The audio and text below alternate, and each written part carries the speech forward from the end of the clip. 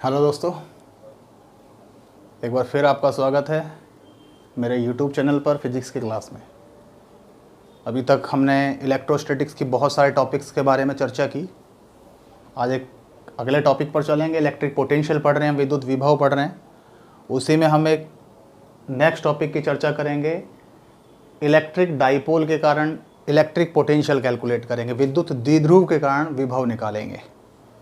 सारे पॉइंट्स को कंसीडर करेंगे, लेकिन सबसे पहले सारे वीडियो सारे नोटिफिकेशन आपको टाइम पर मिले, इसलिए मेरे YouTube चैनल को सब्सक्राइब करें और बेल आइकन प्रेस करें।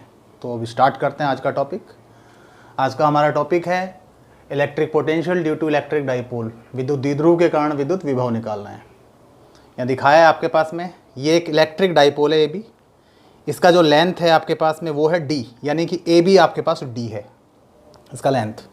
ये एक्स जेड प्लेन में रखा हुआ है, जेड एक्सिस के अलोंग उसके दोनों तरफ इस तरह से रखा है कि इसका जो मिड पॉइंट है वो ओरिजिन पर है, मूल बिंदु पर है। इसका मध्य बिंदु मूल बिंदु पर है, यानी कि ओ इसका मध्य बिंदु है, ओरिजिन भी है।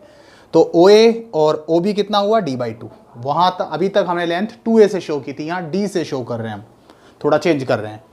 इसके कारण क्या करना है अपने को, मिड पॉइंट जो है वहाँ से r डिस्टेंस पर एक पॉइंट है P, ना एक्सियल है ना इक्वेटोरियल पॉइंट है, जनरल पॉइंट है, उन दोनों के बीच में लाई कर रहा है। ये O से P तक का डिस्टेंस R है। यहाँ अपने को इस इलेक्ट्रिक डाइपोल के कारण विद्युत द्विध्रुव के कारण विभव निकालना है। ठीक है, यानी कि हमारे पास सिर्फ D है, हमारे पास R है और कुछ नहीं है। आंसर निकालने हैं तो D और R के फॉर्म में, लेकिन अपन आगे कैलकुलेशन चलाने के लिए एज्यूम कर रहे हैं कि A से P तक का डिस्टेंस R1 है, B से P तक का जो डिस्टेंस है वो R2 ले रहे हैं, यानी कि R1 R2 अभी ले रहे हैं, बाद में हटाएंगे। तो मेथड बताया मैंने, दो अलग अलग चार्जेस हैं, यहाँ पोटेंशियल निकालना है तो सुपरपोजिशन थ्योरी, इसके कारण पोटेंशियल निकाल लो, इसके कारण पोटेंशियल निकाल लो और उसके बाद उनका अलजेब्रिक सम कर दो। पॉजिटिव चार्ज है तो यहाँ पॉइंट चार्ज है, पॉजिटिव चार्ज है तो पोटेंशियल क्या होगा, KQ/R। पॉजिटिव है इसलिए पॉजिटिव, तो प्लस Q के कारण यहाँ potential KQ over distance R1, minus Q के कारण यहाँ पोटेंशियल माइनस KQ/R2। नेगेटिव है इसलिए माइनस। पॉइंट चार्ज के लिए पोटेंशियल होता है KQ/R, तो दोनों वही चलें। तो इन दोनों पूरे चार्ज के जो सिस्टम है डाइपोल है उसके कारण यहाँ पोटेंशियल, दोनों का अलजेब्रिक सम V = V1 + V2।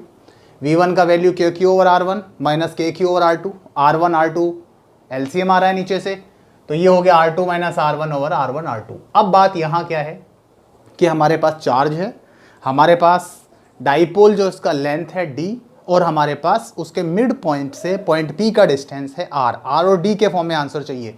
ये हमारा इमेजिनेशन था, R1 R2 हमने एज्यूम किया था, माना था, कल्पना की थी, इनको हटाना होगा। तो हटाने के लिए कैलकुलेशन आगे चला रहे हैं। यहाँ से A पॉइंट से इस लाइन पर एक आपके पास में नॉर्मल ड्रॉ कर लेते हैं, परपेंडिकुलर ड्रॉ कर लेते हैं, लंब डाल लेते हैं। ऐसे ही यहाँ से B से इसको आगे बढ़ाकर इस पर भी एक नॉर्मल ड्रॉ कर लेते हैं।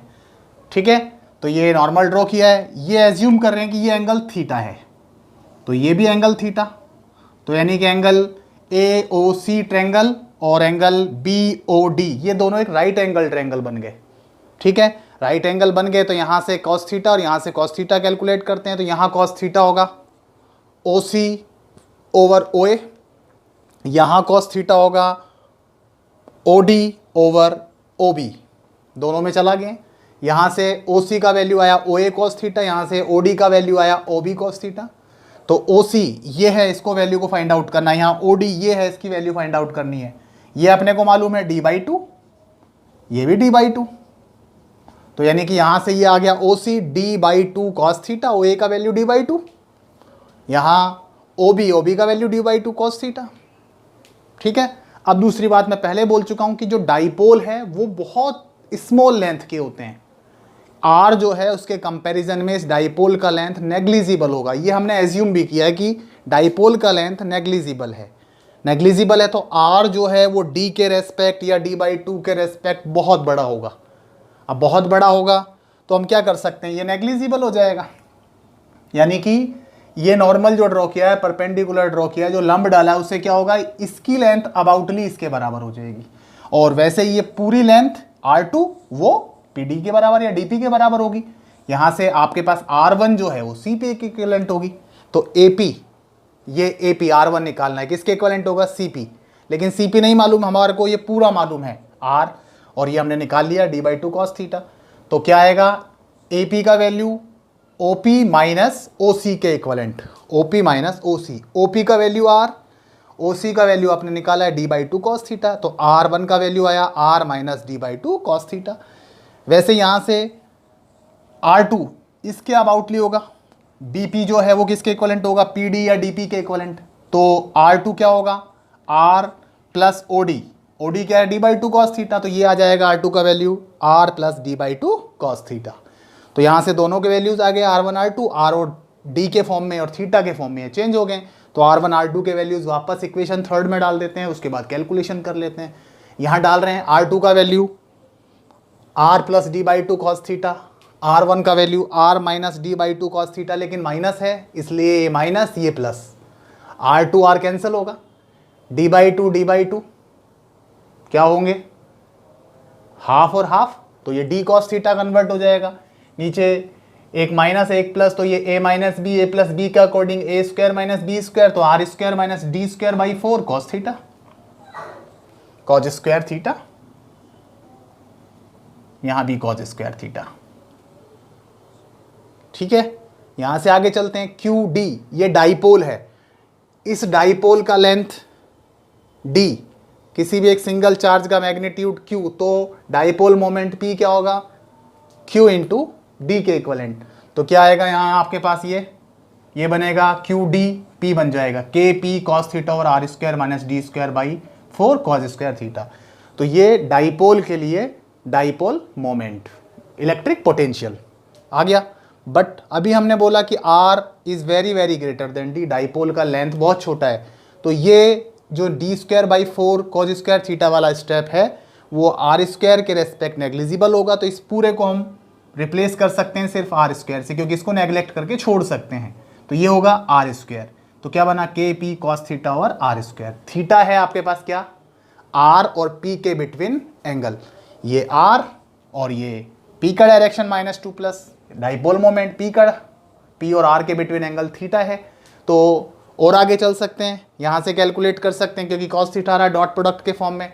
तो P डॉट R ये कैलकुलेट करना है। डॉट प्रोडक्ट की डेफिनेशन है A डॉट B is equals to magnitude of A magnitude of B, और B का जो एंगल है उसका कोसाइन।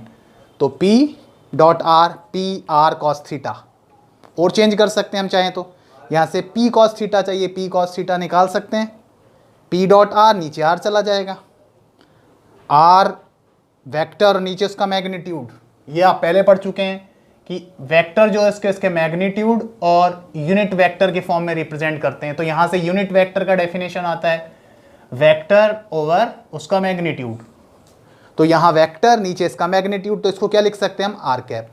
तो P cos थीटा की वैल्यू इस फॉर्म में लिखी जा सकती है और इस फॉर्म में लिखते हैं। तो यहाँ डालेंगे P cos थीटा, तो ये आएगा K, इसको रिप्लेस करेंगे P डॉट R, नीचे एक R और आएगा, नीचे R स्क्वायर पहले तो R क्यूब, अगर P डॉट वेक्टर R के फॉर्म में तो नीचे R क्यूब, अगर यूनिट वेक्टर के फॉर्म में लिखते हैं तो नीचे R नहीं आएगा, K P dot R cap over R square.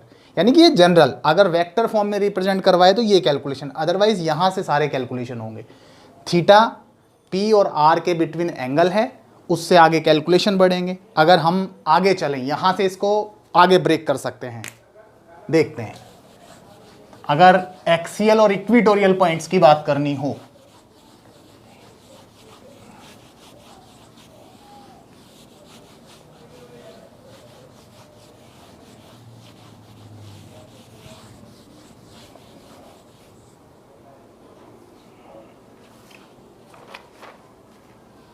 हम बोलें कि पोटेंशियल निकालना है एक्सियल पॉइंट पर,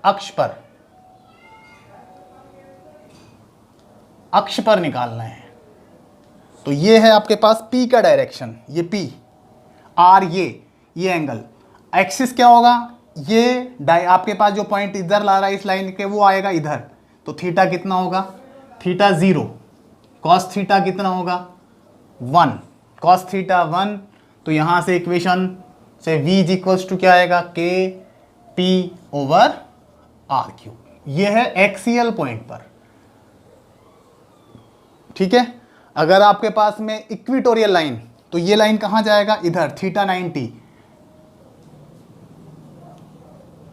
इक्वेटर की बात करें, theta 90, cos theta 0, cos theta 0, तो पोटेंशियल कितना 0, मींस इक्विटोरियल लाइन पर पोटेंशियल 0 होगा और एक्सियल लाइन पर पोटेंशियल होगा Kp/r³। तो ये है आज का हमारा टॉपिक, r³ नहीं है, r²। ठीक है, एक्सियल लाइन पर होगा Kp/r² और इक्वेटोरियल पर होगा 0। वहाँ मिस्टेक हो गई थी, गलती से लिख दिया है। ठीक है, ध्यान रखें इन चीज़ों का भी। तो मतलब इलेक्ट्रिक डाइपोल जो है उसके लिए इलेक्ट्रिक पोटेंशियल का फॉर्मूला है Kp cos θ/r²। अगर एक्सियल लाइन पर लेना है तो थीटा 0 और इक्वेटोरियल पर लेना है तो थीटा 90। एक्सियल लाइन पर आएगा थीटा 0 तो cos θ1 Kp/r² और इक्वेटोरियल पर थीटा 90 क्या आएगा cos 90 0 तो पोटेंशियल 0। ठीक है, तो इससे रिलेटेड न्यूमेरिकल्स हैं वो डायरेक्ट आप सॉल्व कर सकते हैं। तो ये तो आज की चर्चा, आपके टॉपिक को आगे बढ़ाएंगे, अगले टॉपिक्स पर चलेंगे। उससे पहले सारे वीडियोस आपको मिलें इसलिए चैनल सब्सक्राइब करें, बेल आइकन प्रेस करें और अगली क्लास में फिर आगे की चर्चा चलाएंगे, आगे बढ़ेंगे। अगली क्लास तक के लिए धन्यवाद, फिर मुलाकात होगी।